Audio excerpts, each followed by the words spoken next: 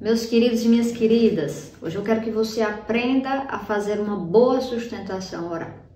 Para isso, nós seremos bastante objetivos, bastante didáticos e bastante práticos. Eu quero que você aproveite esse tempo para entender aquilo que é essencial para que você, ao fazer uma sustentação oral, saia-se muito bem. Aprenda a estruturar o seu roteiro. Aprenda a desenvolver a sua autoconfiança. Aprenda a lidar com os erros que muito provavelmente acontecerão durante esse ato.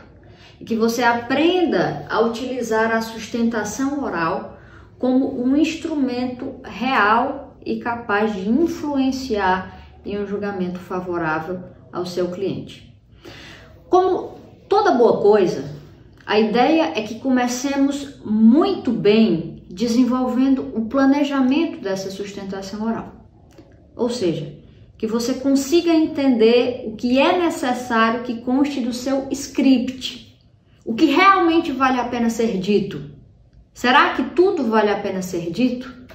Entre aquilo que é selecionado para ser levado ao púlpito, para que você leve na tribuna, é necessário estabelecer uma variação, uma intensidade entre os argumentos? Esse tipo de pergunta é extremamente válida para que você possa inserir nessa sua sustentação oral não apenas o comum, que já é bom, mas de fato, se você é capaz, utilizando os mesmos esforços, a mesma energia, de fazer um trabalho excelente, não faz o menor sentido contentar-se com o que é apenas bom.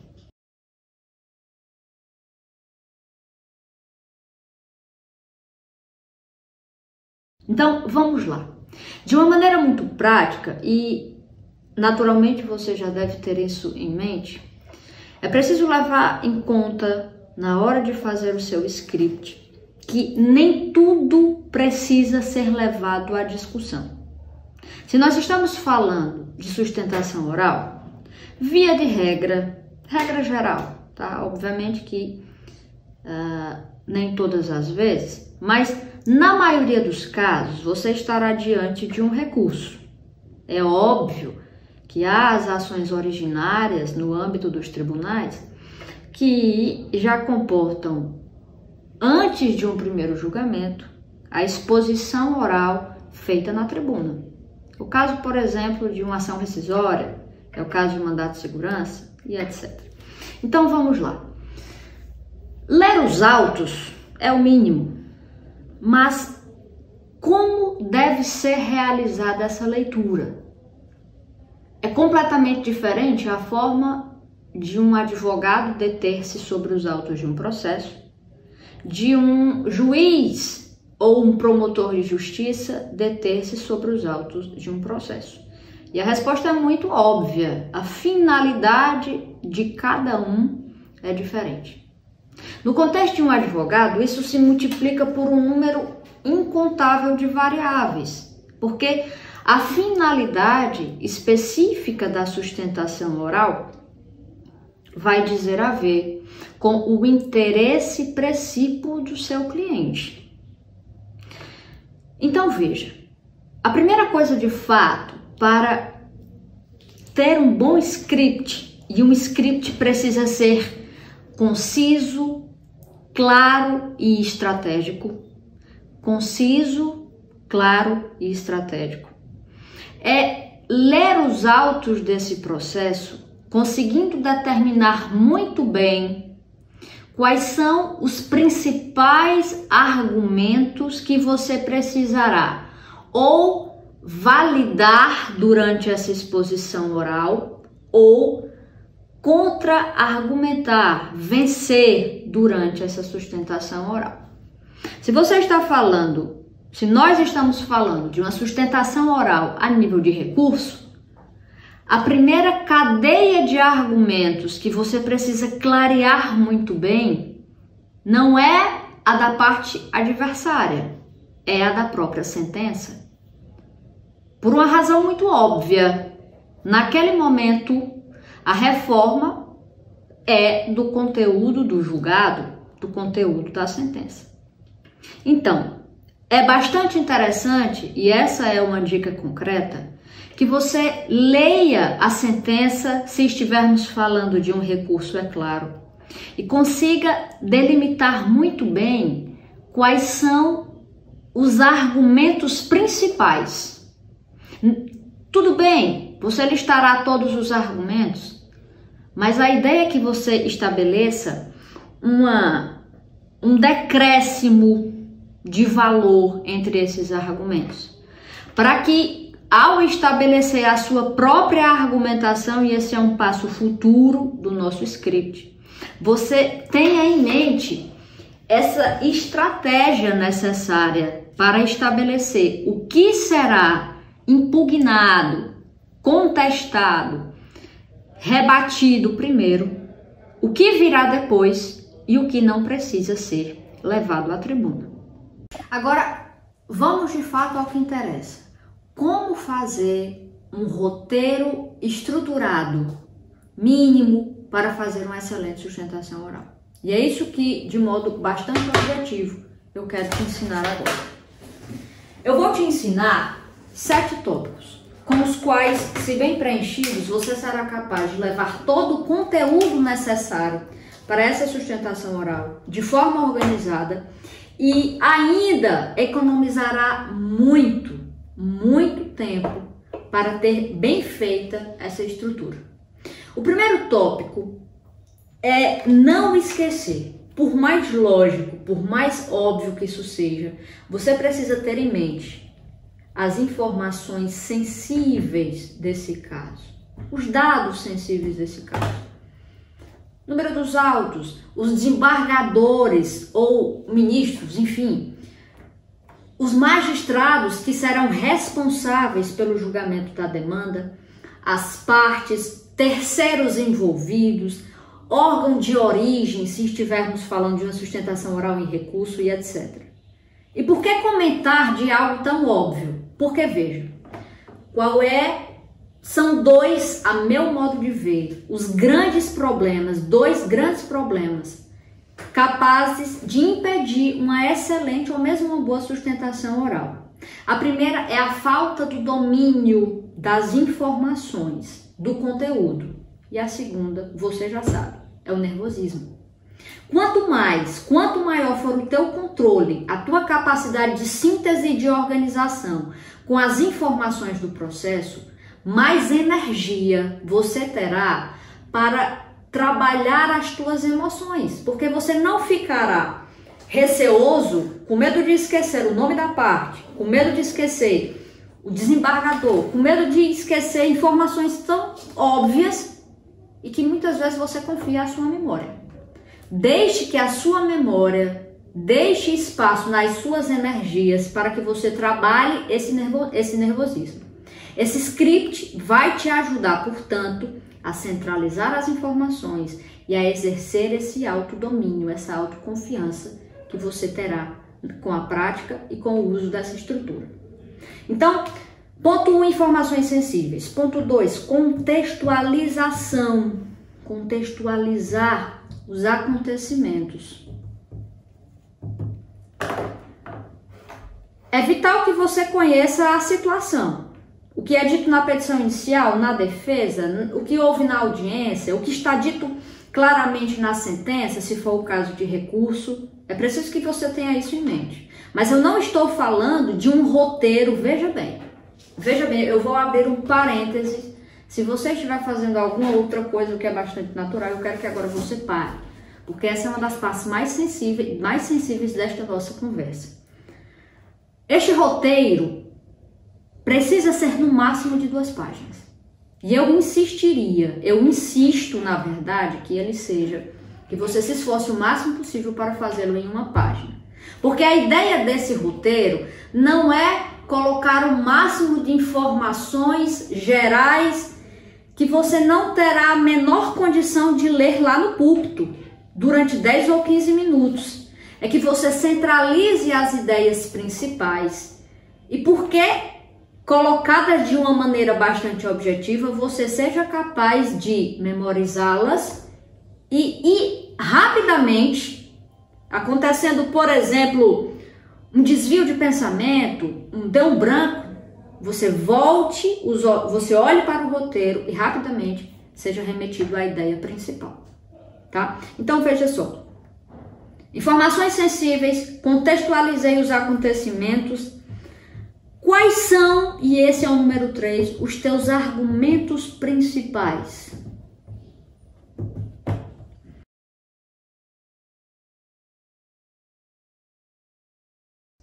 Seja você advogado da parte autora, seja você advogado da parte promovida, quais são os teus melhores argumentos?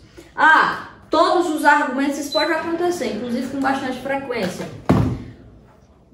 Meus argumentos são péssimos. Ok. Ao menos alguma coisa você precisa extrair. E mesmo que nós estejamos falando de um caso em que não há plausibilidade alguma, não tem nada, o direito é péssimo, você já foi de A a Z, não conseguiu encontrar algo de verdadeiramente interessante que você possa colocar durante a sustentação oral. Então você vai inverter a ordem. Então você vai começar refutando os argumentos contrários. Isso é óbvio. Isso é óbvio. Se você tem um bom argumento, mesmo que ele tenha sido vencido por ocasião de uma sentença, se nós tivermos uma sustentação oral em recurso, a ideia é que você apresente com clareza esse argumento e você dê lastro para validar esse argumento, com as provas contidas nos autos, com uma jurisprudência que te favoreça. Enfim, a ideia de apresentar os argumentos principais não é apenas descrever o argumento, é validar o argumento. É validar o argumento. E se você não os tem, que você passe então de logo a refutação dos argumentos contrários. Que você inverta essa ordem. Algo muito importante quando se fala de refutar argumentos contrários é que você saiba, e se já sabe, que você lembre que nem todo argumento precisa ser refutado. Haverá situações, seja porque o direito do seu cliente é ruim, seja porque você não consegue refutar de alguma forma o argumento contrário, que o ideal será suprimi-lo. Ou, ao menos, tentar descaracterizar um aspecto que seja, uma qualidade que seja do argumento contrário. Que você tente, se você não consegue vencer por completo o argumento contrário, que você tente fracionar esse argumento e demonstrar apenas, pelo menos, aliás, algum aspecto negativo. E centralize nesse aspecto negativo que você consegue refutar a força principal da sua argumentação.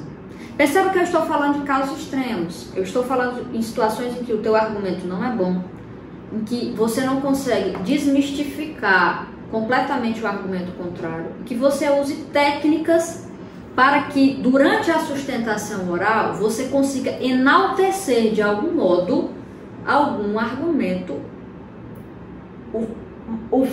forte o suficiente, ao menos para fazer uma boa sustentação oral. Nós somos advogados, pelo menos a maioria, e nós sabemos que plano ideal não existe e que o plano real da nossa argumentação, do direito do nosso cliente, nem sempre comporta os melhores cenários. Então, escalonar a intensidade dessa argumentação te ajudará muito a ter uma exposição de conteúdo bem sucedida. O número 5 se trata das provas. Com relação às provas, é o mesmo trabalho que se fará na validação e na intensidade da exposição desses argumentos, que são o número 3 e o número 4. Quanto mais provas robustas você tiver, com maior facilidade você conseguirá validar os seus argumentos e refutar os argumentos contrários. Essencial quando se trata de provas se dá em dois extremos. Primeiro, se você tem uma robustez grande de provas, você terá 10 ou 15 minutos a depender, via de regra, do regimento interno de cada tribunal. Se você tem muitas provas, escolha as melhores. Selecione as melhores e faça questão de levar essas provas ou separadas ou indicar o número dos autos, por exemplo, em qual folha ela se encontra, porque você não terá tempo bastante para explorar todas elas. Explore as melhores. Se você não tem uma prova sequer, depois de contar com um milagre, você terá a possibilidade de refutar a prova alheia. Encontre algum aspecto negativo na prova alheia. É o que nós fazemos muitas vezes. E aí eu já vou abrir um parênteses e te dar um bônus de como fazer uma boa audiência de instrução e julgamento. Se você não tem, por exemplo, boas provas, mas a outra parte comete a infelicidade de levar provas testemunhais porque ela não atentou que você também não teria prova testemunhal e o teu direito é muito frágil. O que é que você fará, meu querido, minha querida? Você explorará a prova contrária. Você usará da prova testemunhal levada pela outra parte e procurará nela fragilidades para centralizar nisso o poder e a veemência da tua argumentação. É esse o brilhantismo da sustentação oral, como é também a oralidade produzida numa audiência de instrução. E eu fecho o parênteses da audiência de instrução nesse momento. É você recorrer, na ausência de força argumentativa suficiente na tua própria argumentação, perfurar, recorrer à fragilidade da argumentação contrária e tornar isso o aspecto principal da tua argumentação. É o que Schopenhauer faz, na verdade ensina, muitas vezes a contrário senso, quando fala de dialética erística. Eu não vou defender esse aspecto filosófico da dialética, porque ela muitas vezes nos leva a usar subterfúgios desonestos. Não é isso que eu quero que você aprenda. Mas eu quero que você compreenda que é válido muitas vezes recorrer à fragilidade da argumentação contrária para vencer o debate. Repito, eu não estou te orientando a mentir. Eu estou te orientando a ser inteligente o suficiente para detectar a fragilidade adversa e dar o devido destaque a isso. Nós passamos, portanto, ao número 6, que eu coloquei como jurisprudência, mas eu quero que você leia fontes do direito. Para que isso? Para você validar a sua argumentação, como eu já falei antes, seja para enaltecer a tua própria ou afastar o máximo possível a validade da argumentação contrária. Claro, você pode utilizar-se de qualquer fonte do direito, mas a jurisprudência e a força dos precedentes é incomparavelmente a que mais se destaca. Sobretudo, recorra durante o seu script, veja qual é o entendimento do tribunal em referência. Dos tribunais superiores, obviamente, do SF, do STJ, de outros tribunais superiores e também do tribunal local em que você estiver sustentando oralmente. Veja se a matéria é ruim para você, na verdade, se você está até esse momento vencido, você está sustentando oralmente para tentar reverter um julgado, tente encontrar algumas divergências jurisprudencial. A começar por essa ordem, tribunal onde você está sustentando e tribunais superiores e outras cortes do país. Isso é muito importante. Muitas vezes você consegue uma ruptura no julgamento para ou reverter a decisão ou ganhar tempo. E tempo, muitas vezes, é vital para o nosso cliente, tá? Isso é de tal modo importante, gente, e aí eu vou abrir outro capítulo bem breve. Nós sabemos que há hoje, sobretudo no contexto da apelação, a possibilidade de estender o julgamento quando há uma divergência de entendimento. Isso já aconteceu algumas vezes comigo. Na prática, você tem uma matéria, por exemplo, ruim. Você tem a ideia de que a sustentação oral não conseguirá reverter o entendimento porque o direito é ruim. Eu estou falando no caso de um recurso, tá, minha gente? E a tua missão com aquela sustentação oral é causar uma espécie de dúvida. Repito, não através da mentira, mas com a perspicácia o bastante para recorrer à fragilidade da argumentação contrária. Isso pode muitas vezes causar uma dúvida suficiente em algum dos desembargadores ao ponto de que ele possa pedir, por exemplo, vista ou, na melhor hipótese, votar a teu favor. Nessa circunstância, há a regra processual que antes era conhecido como, que antes permitia o embargo de divergência e hoje permite essa técnica de julgamento de prorrogação do julgamento, ou seja, outro julgamento será marcado com outros julgadores. Ah, Cíntia, mas nesse outro julgamento é possível que se mantenha o mesmo entendimento, mas muitas vezes você ganha tempo, meu querido, e tempo é um valor absurdo para os nossos clientes e nós sabemos disso. Por fim, conclusão. Você conclui muito bem se você sintetiza os teus argumentos, a validade dos teus argumentos, a fraqueza dos argumentos contrários e a síntese do que você está pedindo. Após isso, os cumprimentos de praxe e você terá feito uma estupenda sustentação oral. Agora, deixa eu contar para você a minha primeira sustentação oral. Eu estou há 15 anos, de manhã, à tarde, à noite, dentro de um escritório, mas sou advogada há 9 anos. E a minha primeira sustentação oral aconteceu em um tribunal que não era... Primeiro, não era aqui no Ceará, tá? Eu trabalho em Fortaleza, estava acostumada aqui com a justiça local. Na época eu trabalhava bastante com direito civil, hoje continuo trabalhando com direito civil, mas centralizo bastante a minha atuação no direito empresarial. E a missão da minha primeira sustentação oral era no Tribunal Regional Federal da 5ª Região, em Recife, que é a Justiça Federal como um todo, nós sabemos disso, tende a ser uma justiça bastante organizada. Mas a experiência de uma primeira sustentação oral no TRF5 foi para mim motivo de grande entusiasmo e motivo de grande terror, porque é um tribunal extremamente técnico. O nível das discussões técnicas entre os desembargadores é bastante acentuada. E eu não tinha experiência alguma.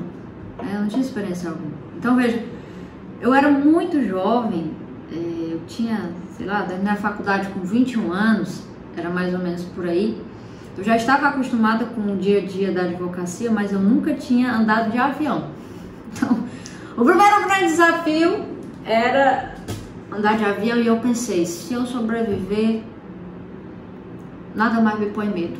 Mas eu estava completamente errado, porque quando eu entrei naquele tribunal, lotado de advogados de todo o país, e ali havia discussão das matérias mais especializadas que você possa imaginar. Direito aduaneiro, direito tributário,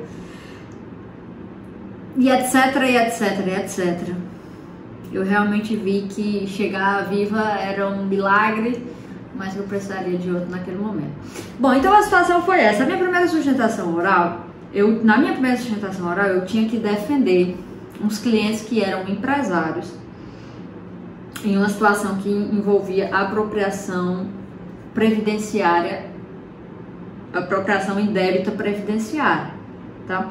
Não era uma questão criminal, era uma questão de natureza civil e tributária.